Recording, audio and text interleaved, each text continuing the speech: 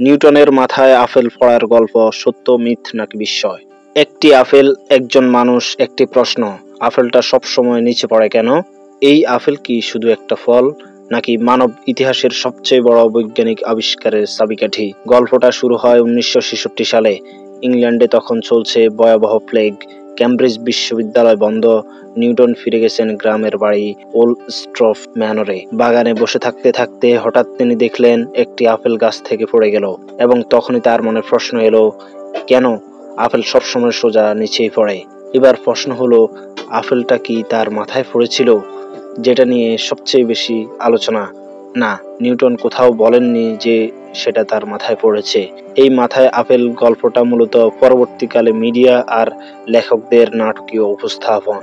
তবে আপেল পড়ার ঘটনাটি সত্য, এবং সেটা থেকেই নিউটনের মাথায় প্রথম গেঁথে যায় মাধ্যাকর্ষণ নিয়ে প্রশ্ন। 1726 সালে নিউটন তার বন্ধু উইলিয়াম স্টোকলিকে এই গল্প বলেন। স্টোকলি লেখেন, নিউটন আমাকে বলেছিলেন আপেলটি গাছ থেকে পড়ে যেতে দেখে তিনি চিন্তা করতে শুরু করেন যে পৃথিবীর সব বস্তুকে নিজের দিকে কেন টানে। এটাই ছিল মহাকর্ষ তত্ত্বের বীজ। বিশ্বাস করা হয় নিউটনের সেই আপেল গাছ এখনো রয়েছে। ইংল্যান্ডের ওলস্ট্রফ ম্যানরে সেই গাছকে এখনো দেখা যায়। বিজ্ঞান প্রেমীদের জন্য যেন এক তীর্থস্থান। একটি সাধারণ আপেল গাছ যা একদিন মানুষের মহাকাশ জয় চিন্তার সূচনা করেছিল। গল্পটা সত্যি, কিন্তু একটু রূপকথার মতো।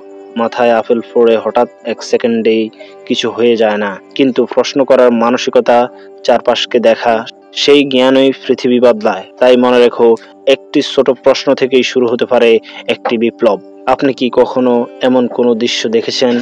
যদি দেখে থাকেন তাহলে অবশ্যই কমেন্টে জানাবেন, এবং ভিডিওটি ভালো লাগলে লাইক, কমেন্ট, শেয়ার করবেন, এবং চ্যানেলটি সাবস্ক্রাইব করে পাশে থাকা বেল আইকনটি বাজিয়ে দিবেন। ধন্যবাদ। আসসালামু আলাইকুম।